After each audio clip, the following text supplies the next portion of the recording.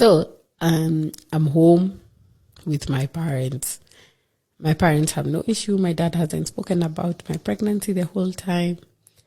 So I'm 9 months pregnant, like a week to giving birth. I get a call from a police station and they tell me, your husband is here. He was arrested for drunk driving. And I ask the cop, how many are there? And he says there are 5, 2 girls, 3 guys. So I tell him, how did you get my number? He says, your husband said we call you. You're going to bail them out.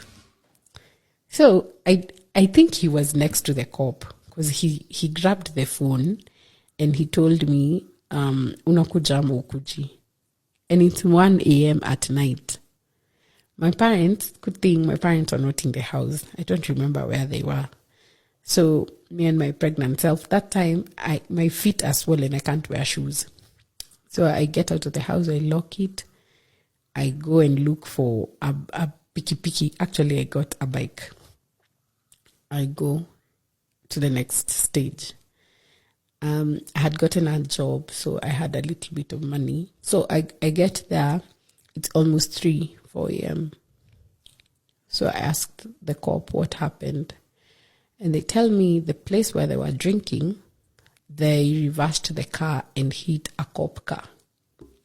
When they were told to, because they were told to get out, they should all get off the car. And then it was filled with alcohol, so they're scared. So they decide to ram into the car until it's off the way and they drive. So I think by the time they got to the roundabout at Ngong Road, it's just God, something happened to the car and it stopped. So the cops got to them. So the traffic guy comes and he tells me it's around 35,000 for all of them. So I tell him, can I see him? So when I see him, I tell him, for all of you, it's 35,000. But for you, it's around 15,000. And he tells me, what do you mean for me? Why would you ask for me? And I tell him, but why would I bail out your friends? See, they all got a phone call, so I'm sure they called someone. And he's like, no, we all got one phone call, which was you. I think the OCS had him. Akakuja akaniuliza, huyo ni bwanako? Nikamwambia yeye. He even told me, hata usilipe hiyo pesa. Lipa to 5,000 mtoke. So now I'm walking ahead. I don't even want him to talk to me. He comes straight to me. He grabs my bag. My things fall out. So he knows I have a card, a bank card. He doesn't pick anything else. He picks my purse. He removes my card and my ID. And he just drops the wallet. So I tell him, Nenda, he says, we are just from a night in the cell. We need to drink and I don't have money. I ask him, with whose card? He says, but I don't have a card and you know that. So it's your card, of course. So now I call my nephew. My nephew tells me, why? I tell him, among these 2 girls that I bailed out, they have the audacity to show me attitude and I paid for their bail. And he's just quiet looking at them. Because there's one who just walked out and asked them, oh, undo ulikuwa unapigia? And I'm like, where? Did you not get your call? You'd have called your favorite then. So I tell his siblings about it. Because now I'm like, I'm using money and maybe his siblings think it's his money that I use. So I tell them we're even pregnant and all that. And he comes to me and tells me, why did you tell them? And I tell him, we may be 22 or 23, but we have a child coming and we need to stop this nonsense. I'm not saying don't drink, but I think you're taking this too far. You're not the only one who's scared in this. So he tells me never speak to me again. And I'm like, it's easy because you don't even call me. I'm the one who forces myself on you anyways. So I go home and I tell my mom, I think the baby daddy has bailed out on this. And my mom tells me, don't talk to him. Don't force him into anything. Let him make his own sound decision. So now you see what has pushed me to the wall is the bailing out, ignoring all the other red flags. So I started thinking to myself, if me using money is pissing me off, then it means it's not the money, it's his actions that have been pissing me off. It's just that I'm bottling.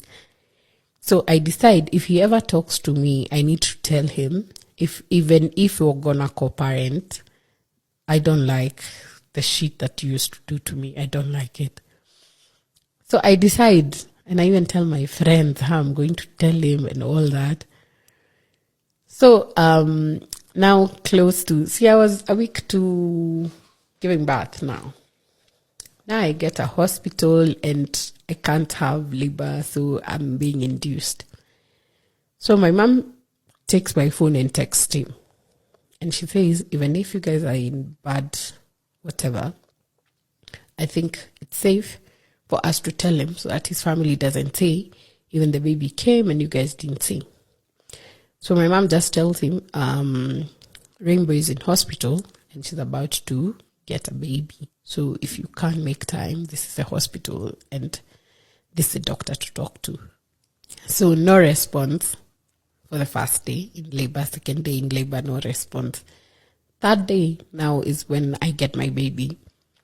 So at around 6 in the evening, my aunties come and all that. He actually comes. He comes with apples and a cloth we had both bought when, even before I was pregnant, when we knew we'd end up together. So there's this cloth we bought for our baby. So he comes with it and tells my mom, he's here, he's fully on board now, he's grown and all that. No issues. So my mom says it's fine. Here's the baby's been born at this time, and he holds the baby. So my parents leave. He asks me, when are you leaving the hospital? And what is the bill? So I tell him, I wouldn't know now, but I think I'll go to the accountant's place tomorrow and I'll tell you. And I tell him, I think I'll leave 2 days later or something.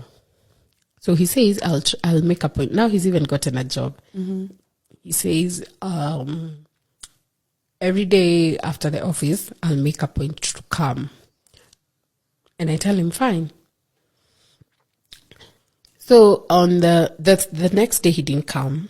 The third day he comes. He comes in a Prado with loud music, with drunk people inside. And he literally parks by the ambulance is parked. So the doctor comes in a rush with a nurse and they tell me there's someone who's come here to speak to you, and is causing quite a scene at the reception. So in my head, I knew it was him. So I tell the person sitting next to me, watch my baby for me, I'm coming.